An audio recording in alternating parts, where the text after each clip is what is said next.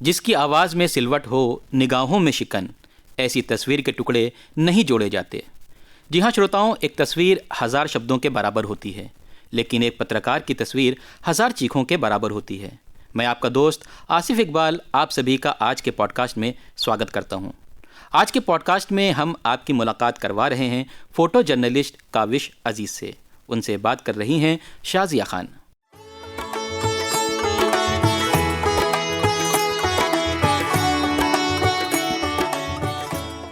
हर तस्वीर एक कहानी होती है। कुछ कहानियाँ मुस्कुराती हैं और कुछ खामोशी में चीखती हैं। आज हम बात करेंगे उन आँखों से जो सिर्फ देखती नहीं बल्कि महसूस भी करती हैं। उन लम्हों से जो कैमरे में कैद होते हैं मगर दिल पर अपना गहरा असर छोड़ जाते हैं। मैं हूँ आपकी मेज़बान शाज़िया खान और आप सुन रहे हैं हमारा ख़ास गुफ्तगू पर मबनी प्रोग्राम। हमारे साथ मौजूद हैं एक ऐसी शख्सियत जो तस्वीरों के ज़रिए सच को सामने लाती हैं।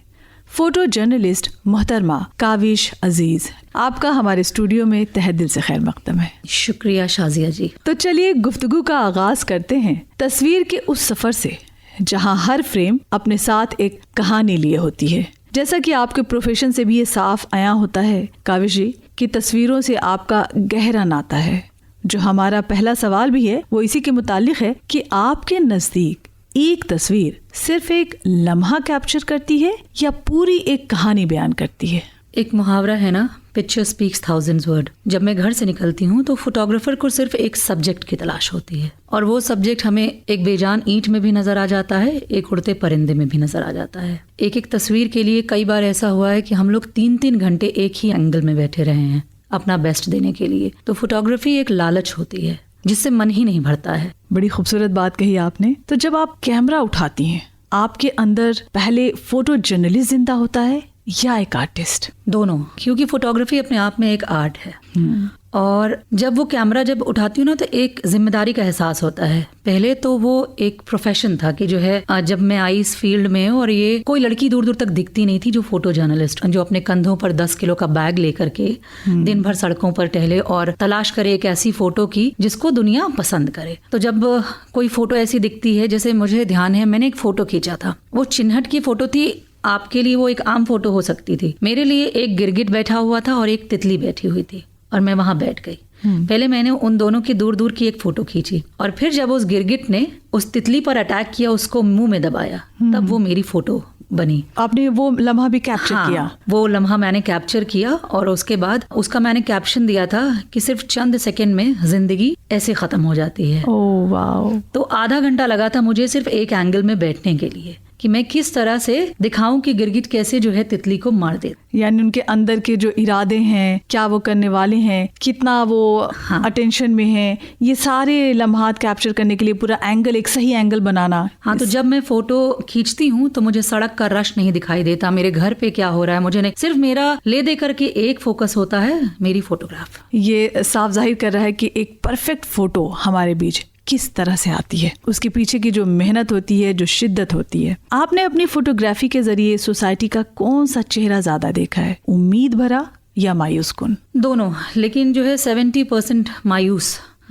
और एक ये भी कि हम जिस प्रोफेशन से आते हैं वहाँ सॉफ्ट स्टोरीज ज्यादा चलती हैं। तो सॉफ्ट स्टोरी जब आप ढूंढने के लिए निकलते हैं तो आपको नाउमीदी ज़्यादा नज़र आती है। हालांकि अब थोड़ा सिनारियो बदला है, हमने तमाम उन लड़कियों को देखा है जो घर से निकल करके चाय के स्टॉल लगा रही हैं। वो चेहरे जब कैप्चर करो, जब वो चाय बनाती हैं, जब वो चाय में जो है गुलाब के फूल डालती हैं और बताती हैं कि ये वाली चाय ऐसे बनेगी, ये वाली, तो वो जो कैप्चर हम जब करते हैं ना तो उसमें एक उम्मीद नज़र आती है कि लड़कियां क्या क्या कर रही हैं। वरना तो ज़्यादातर ऐसा होता था कि हम स्लम में जा रहे हैं, किसी बच्चे को देख रहे हैं कि उसकी प्लेट में सिर्फ चावल रखा हुआ और वो खाना खा रही है। दोनों देखा है, ऐसा नहीं है कि सिर्फ मायूसी वाला देखा है, बस ये कि थोड़ा सा परसेंटेज कम है उसका। यानी अब जैसा कि दौर बदल रहा है तो दौर हाजिर में हमें कुछ अच्छी तस्वीरों के पीछे की एक अच्छी हकीकत वो आया हो रही है। ये बड़ी खूबसूरत बात आपने बताई। सोसाइटी के इस सफर में एक और पहलू भी है, जैसा कि मैं कहूँ अगर औरत का पहलू, और इससे आप खुद को बड़ी खूबसूरती के साथ वाबस्ता भी कर रही होंगी। तो एक औरत होने के नाते, एक औरत फोटो जर्नलिस्ट होने के नाते आपको फील्ड में किस किस्म के चैलेंजेस का सामना करना पड़ा? सबसे बड़ा चैलेंज तो यही था कि मैं एक लड़की हूँ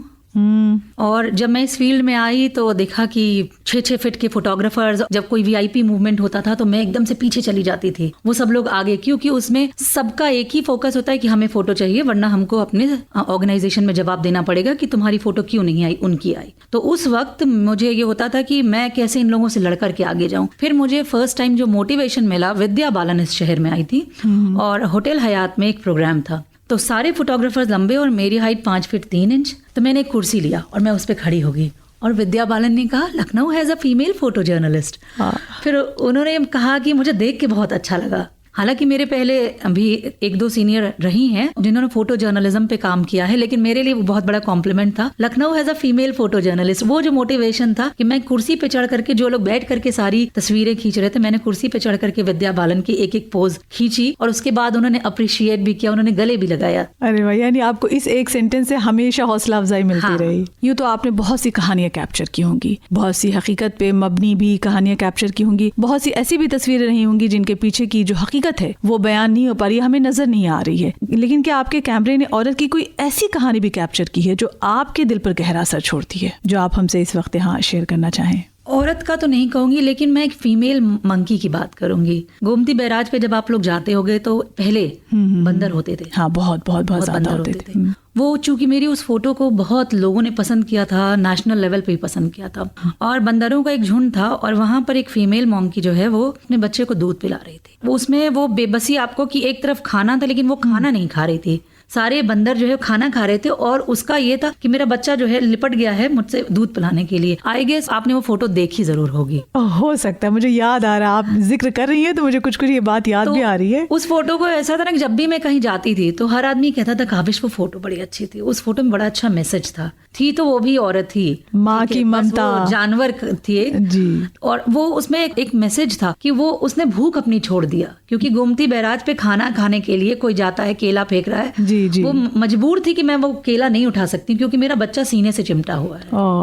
अगर कहें कितनी मार्मिक तस्वीर रही होगी, बहुत इमोशनल फोटो, बहुत ज्यादा। यूँ तो आपने बच्चों से जुड़ी हुई रिपोर्टिंग भी की होगी, इस मुतालिक इस हवाले से आपने ज्यादा क्या देखा है, मासूमियत या मजबूरी? यहाँ भी मैं यही कहूंगी कि मजबूरी ज्यादा देखी है। मासूमियत हमें दिखाई देती है जब हम शहर के बड़े स्कूलों में जाते हैं, जब बुलाया जाता है कि चिल्ड्रंस डे के फंक्शन में आ जाइए, तो वहाँ पर अच्छे घरों के बच्चे होते हैं, लेकिन एक फोटोग्राफर जो है ना वो आम जिंदगी में तस्वीर तलाश करता है जी, और वो हमें मिलता है स्लम में। या जब आप पॉलिटेक्निक से जाते होंगे वहां पर आप देखते होंगे कि बच्चे किस तरह से बैठे हैं, या जब आप हनुमान सेतु से गुजरते हैं तो वहां पर जो है बच्चे किस स्थिति में होते हैं। जो भी उनका पेशा हो, लेकिन एक मजबूरी उनके चेहरे पर नजर आती है। हाँ, यतीम खाने में जब आप जाते हैं, क्योंकि उन बच्चों को पता होता है, कुछ बच्चे बिल्कुल गोद के बच्चे वहां जाते हैं, तो वहां जो आपको मोमेंट मिलता है ना, वो जो है उन बच्चों को नहीं पता होता है कि माँ बाप क्या होते हैं। उनके लिए तो वो जगह ही माँ बाप होता है। जी जी, है ना।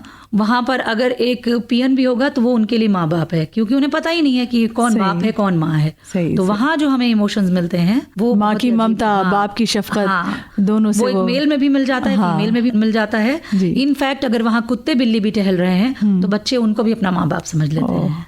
ये दिल को बड़ी छूने वाली बात आपने कही है। इस वक्त आप हमें कुछ अपने करियर के आगाज से मुतालिक बातें बताएं कि आपने किस तरह से अपने करियर का आगाज किया, कैसे आप इस फील्ड में उतरी, फोटो जर्नलिस्ट बनी, उसके बाद आप जर्नलिज्म में भी एक जाना माना नाम बन गई। एक्चुअली मैं बनना चाहती थी इंटीरियर डेकोरेटर, लेकिन मैं बोलती अच्छा थी, मोबाइल से फोटोज अच्छी खींचती थी, तो मेरे पापा को लगा कि जो है हमारी लड़की जर्नलिस्ट बन सकती है। और फिर जब मैं मास कम्युनिकेशन के लिए गई तो फोटो जर्नलिज्म में इंटरेस्ट, क्योंकि हमारे वहां पर एक सर थे त्रिलोचन सिंह कालरा, उनको जब मैं फोटो खींचते हुए देखती थी कि वो एक पत्थर की भी फोटो खींच रहे हैं तो हमें लगता था उसकी कोई कहानी है, तो मुझे वो प्रोफेशन पसंद आया कि नहीं, मैं जो है बोलने से ज्यादा पहले मैं फोटोग्राफी, यानी वो जो देखने का नजरिया होता है वो शुरू से इतना मुख्तलिफ होता है, हर चीज में खूबसूरती तलाशता है, या यूं कहूं मैं कि तलाश लेता है। तो फोटोग्राफी बस यही है कि हर तस्वीर में आपको कुछ ना कुछ एंगल ढूंढना होता है, वरना तो कोई भी तस्वीर खींच लेता है। मोबाइल का दौर है, हमारे लिए खास होती है, कुछ ना कुछ चीजें उसमें होती है, हम बिना उसमें कुछ नया देखे बगैर हम खींचेंगे ही नहीं।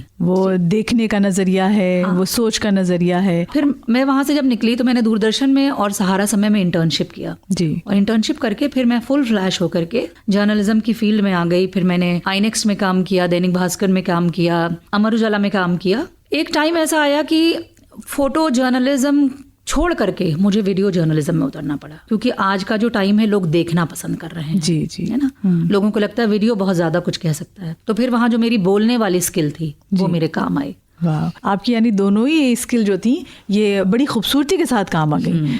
वो या तो चीज़ों को देखने का नजरिया हो या फिर बोलने की काबिलियत हो। हाँ, मतलब अगर मुझसे जो चीज़ मैं फोटो के जरिए कहती थी जी, वो मुझे अगर कोई कह दे कि तुम 30 सेकंड में इसके बारे में बता दो तो मैं उसको बता दूंगी। ये बहुत खूब। इस तरह से आप जर्नलिज्म की दुनिया में भी एक जाना माना नाम बन चुकी हैं। और कुछ हमें अपनी ज़ाती ज़िंदगी के बारे में भी बताएं कि किस तरह से आप अपना काम भी और अपने घर को भी, दोनों चीज़ों को इतनी खूबसूरती के साथ मैनेज करती है। क्योंकि मैं आपके घर भी जा चुकी हूँ और मैंने बड़ी खूबसूरती से देखा है कि आपका घर जितना कहना चाहिए बाशऊर है और बड़ी तरतीब के साथ हमें नजर आता है, तो ये जाहिर करता है आप एक बाशऊर शख्सियत भी हैं। एक्चुअली हमारी जो परवरिश जिस घर में हुई है ना, तो हमारी रात में कितने भी थके रहो और सुबह अगर आपकी आंख खुली है तो घर में पहले झाड़ू लगना चाहिए। ठीक है, तो वो एक आदत बनी हुई है, काम वाली आए चाहे ना आए, जी, घर को जो है झाड़ना पोछना। और शादी मेरी चूंकि और खुद से करना, हाँ, सबसे बड़ी चीज की खुद से करना, अपना काम है, हाँ, किसी पे डिपेंडेंट नहीं है, हम अपना काम खुद से कर रहे हैं। हाँ, जी, और शादी चूंकि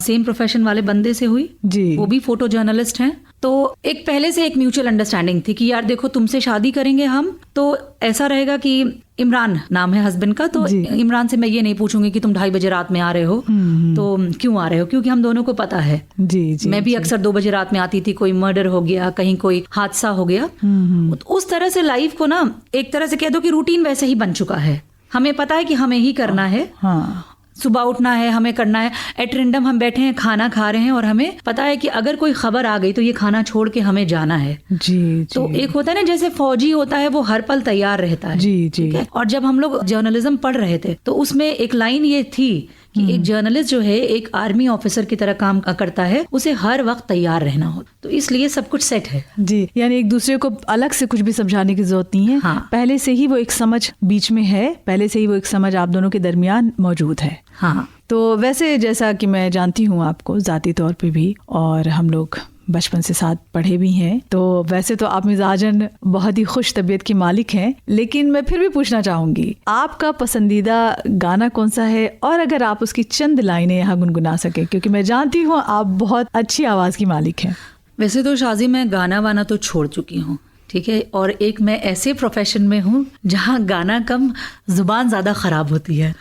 एज यू नो कि हम लोग का तलफ़ुज़ बहुत अच्छा हुआ करता था, लेकिन अब जब आप हमसे मिलती होगी तो आपको लगता होगा कि काविश ज़्यादा हिंदी बहुत बोलने लगी है, इसके सारे वर्ड्स जो हैं। लेकिन हिंदी ज़बान की भी अपनी खूबसूरती है काविश। हाँ, वो जो कॉलेज के दिन हुआ करते थे जब मैं गाना वाना गाती थी, अभी वो चीज़ें छूट गई हैं बहुत पीछे, बट स्टिल मैं गा देती हूँ पुराने दिनों के नाम।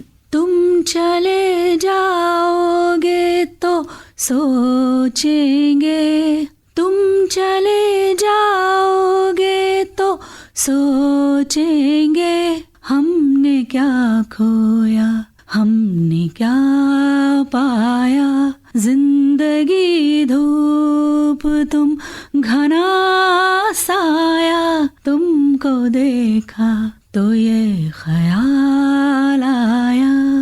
बहुत उम्दा, बहुत उम्दा। तुम कह रही हो कि अब वो बात नहीं रही, अभी भी वही बात है। काविश जी, आपकी बातों से ये महसूस होता है कि तस्वीर सिर्फ एक इमेज नहीं होती, बल्कि एक जिम्मेदारी भी होती है, एक आवाज़ होती है उन लोगों की जो अक्सर सुनाई नहीं देती। दोस्तों, आज की इस गुफ्तगू ने हमें बताया कि हर तस्वीर के पीछे की कहानी होती है, और हर कहानी के पीछे एक इंसान, वो इंसान जो उस तस्वीर को हमारे सामने चलती फिरती बोलती हुई कहानी की शक्ल में पेश करता है। जरूरी नहीं कि हर सच अल्फाजों में बयान हो, कभी कभी एक खामोश तस्वीर भी बहुत कुछ कह देती है। तो ये मेरी खुशनसीबी है कि एक लंबे वक्त के बाद जो है उर्दू पैनल के साथ मेरी इंटरव्यू चल रही है, मेरा गुफ्तगू चल रही है, और मेरे भी जो वर्ड्स जो खो गए थे, जैसे गुलजार साहब कहा करते थे, उनके जब आप गाने सुनेंगे उसमें जो पुराने वर्ड्स जो गुम होते जा रहे, वो कहते थे कि मैं उन शब्दों को, उन लफ्जों को ढूंढने की कोशिश करता हूँ ताकि लोग उसको याद रखें। तो मैं यहाँ पर आई हूँ तो मुझे वो तमाम अल्फाज जो है एक बार फिर से मिल रहे हैं जिनको मैं भूल चुकी थी। बहुत शुक्रिया काविश जी, आपने जिस तरह से हमारे पूरे उर्दू पैनल की और आकाशवाणी लखनऊ की मददसराई की, और आपने अपना कीमती वक्त हमें दिया, आप यहाँ आई, हमसे गुफ्तगू की, उसके लिए आपका तहे दिल से शुक्रिया है। इसी के साथ अपनी मेज़बान शाज़े खान को इजाज़त दीजिए। आदाब।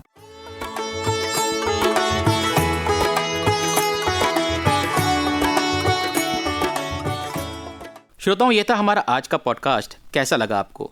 अपनी कीमती राय हमको ज़रूर बताएं। आज का पॉडकास्ट यहीं पर समाप्त होता है। नमस्कार।